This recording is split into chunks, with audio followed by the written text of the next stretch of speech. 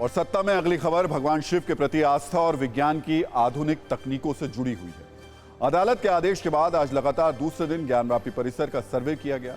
ज्ञानवापी में एएसआई की टीम ने आज सुबह 9 बजे से सर्वे शुरू किया, जो करीब 4 घंटे तक लगातार चला। फिर 2 घंटे के लिए सर्वे रोका गया। उसके बाद दूसरे राउंड का सर्वे किया गया। अब तक की जांच, सर्वे और विवाद पर हमने 2 छोटी कुंजियां तैयार की है। पहली कुंजी में आप उस तकनीक के बारे में जान पाएंगे जिसमें बिना तोड़े, बिना ड्रिल किए, बिना काटे, बिना खुदाई किए ज्ञानवापी का सच सामने लाने का दावा किया जा रहा है। दूसरी कुंजी है ज्ञानवापी विवाद के उस एपिसोड के बारे में जिसमें ज्ञानवापी में मौजूद मलबे में मूर्तियों की मौजूदगी के दावे हो रहे हैं और इस पर हिंदू और मुस्लिम पक्ष आमने सामने हैं। दोनों कुंजियों को एक एक करके खोल देते हैं, लेकिन पहले कुछ पॉइंट्स में समझिए कि ज्ञानवापी में अब तक के सर्वे में हुआ क्या है, किस किस जगह की जांच की गई। हिंदू पक्ष के वकील के मुताबिक आज दूसरे दिन के सर्वे में पश्चिमी दीवार और गुंबद के नीचे के इलाके की मैपिंग की गई। व्यास जी की गद्दी के पास भी सर्वे किया गया। हिंदू पक्ष के एक वकील ने यह भी बताया कि सर्वे की टीम व्यास जी की गद्दी वाले तहखाने में भी गई थी। आज के सर्वे में एक खास बात यह भी रही कि आज मुस्लिम पक्ष के 2 वकील समेत 3 पैरोकारों ने सहयोग भी किया। केयरटेकर एजाज अहमद ने आज मस्जिद का ताला खोला, जिसके बाद एएसआई की टीम मस्जिद के अंदर गई। वजूखाने को छोड़कर मस्जिद के अंदर सर्वे किया गया। सर्वे टीम को 4 ग्रुप में बांटा गया। एक टीम पश्चिमी दीवार पर, दूसरी गुंबद के नीचे, तीसरी व्यास जी की गद्दी और चौथी टीम पूर्वी दीवार पर रही। बताया जा रहा है कि अभी शुरुआत में फोटोग्राफी, वीडियोग्राफी और मैपिंग का काम किया जा रहा है।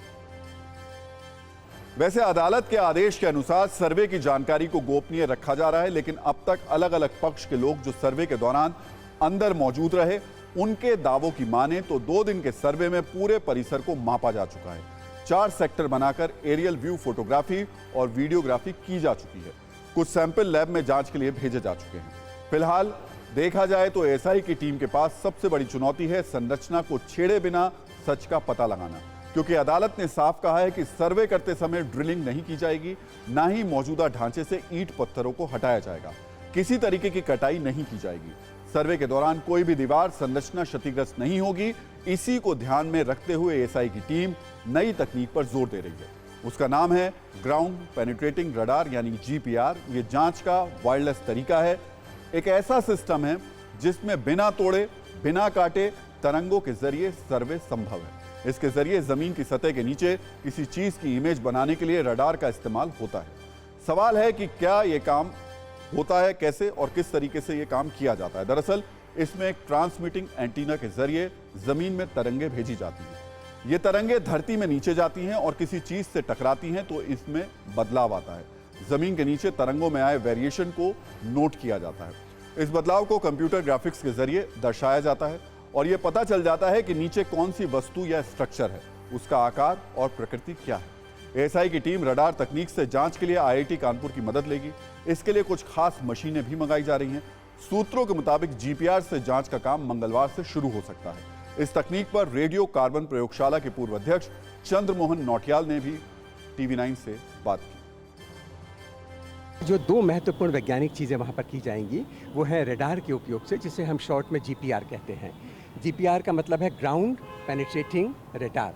इसका मतलब है कि वहाँ से इलेक्ट्रोमैग्नेटिक वेव्स भेजी जाएंगी जो उस फॉर एग्जांपल वो ज़मीन को भी बेध सकती हैं, उसके नीचे जाकर और वो टकरा कर वापस लौटेंगी और उसके आधार पर वहाँ पर जो सब सॉइल स्ट्रक्चर है उस स्ट्रक्चर का 2D और 3D मैपिंग किया जाएगा। यानी 2 डायमेंशंस में, 2 विमाओं में और 3 विमाओं में उनके चित्र बनाए जाएंगे। और ये संभव है कि आगे दूसरी तरह की और इलेक्ट्रोमैग्नेटिक वेव्स का भी उपयोग किया जाए और उनके आधार पर उसके नीचे कैसा और कौन सा स्ट्रक्चर है उसका अध्ययन किया जाएगा। तो आपको बता दें कि एएसआई ने हाईकोर्ट में जो हलफनामा दिया था उसमें आईआईटी कानपुर की रिपोर्ट को ही आधार बनाया गया था। इसी हलफनामे को आधार बनाकर हाईकोर्ट ने सर्वे जारी रखने का आदेश दिया है। बताया जा रहा है कि आईआईटी कानपुर के एक्सपर्ट प्रोफेसर जावेद मलिक पर्दे के पीछे से सर्वे टीम की मदद करेंगे। जावेद मलिक आईआईटी कानपुर के earth and planetarium science department में प्रोफेसर हैं। विदेश में होने की वजह से वो इस बार के सर्वे में सीधे तौर पर शामिल नहीं हो सकेंगे। जावेद मलिक के सहयोगियों की एक टीम भी सर्वे टीम का हिस्सा रहेगी। टीम ज्ञानवापी परिसर में जाएगी और जो उपकरण उनके पास मौजूद हैं उनसे आसानी से 8 से 10 मीटर तक मौजूद वस्तु का पता लगाया जा सकता है। इसके तहत 2D और 3D प्रोफाइल्स बनाए जाएंगे। इस सर्वे के लिए 8 दिन का समय चाहिए होता है। जीपीआर तकनीक पर हमने काशी हिंदू विश्वविद्यालय के प्रोफेसर डॉक्टर अशोक सिंह से भी बात की। उन्होंने बताया कि कैसे एएसआई की टीम इस तकनीक के जरिए ज्ञानव्यापी का सच सामने ला सकती है। यहाँ पर भी जीपीआर सिस्टम एक महत्वपूर्ण साक्ष्य के रूप में प्रस्तुत होगा, जिसको एएसआई करेगी। और जीपीआर के अलावा जो और तकनीक एएसआई अपनाएगी, जहाँ तक मैं समझता हूँ, हो सकता है इससे अलग भी वो तकनीक को अपनाएं। पहला प्रारंभिक कार्य है कि 2 चीज़ों पर उनको विशेष ध्यान देना है अपने इस सर्वेक्षण में जो देंगे। पहला ये है कि वो जो भी अलंकरण वहाँ दिख रहे हैं उसका एक रेखा चित्र बनवाना, और उस रेखा चित्र के माध्यम से जो भी स्ट्रक्चर है, जिस भी धर्म से संबंधित है, उसका प्रारूप तैयार करना, और कंप्यूटर के माध्यम से उसका ग्राफिक तैयार करना, और फिर उसका वर्तमान में जो चीज़ें मौजूद हैं उससे तुलनात्मक अध्ययन करके उनको एक विशेष काल खंड में बैठाना। ये पहला काम है जो वो हमको लगता है कि सबसे पहले एएसआई करेगी। और इसके साथ ही साथ एक कार्य और भी कर सकती है वो, कि वो किसी अभिलेख की खोज करे, कि हो सकता है कहीं वहाँ किसी जगह किसी प्रस्तुत खंड पर कोई लिखा हुआ अभिलेख मिल जाए, तो और चीज़ें स्पष्ट हो सकती हैं। तो हमारे समझ से इन बातों पर एएसआई के लोग ध्यान देंगे। और अब बात करते हैं सत्ता की दूसरी कुंजी की, जो ज्ञानव्यापी में मौजूद मलबे में हो रहे विवाद से जुड़ी है। और इसमें हिंदू पक्ष और मुस्लिम पक्ष आमने सामने है। हिंदू पक्ष का दावा है कि ज्ञानव्यापी में अंदर जो मलबा है उसमें हटाया जाना उसको चाहिए।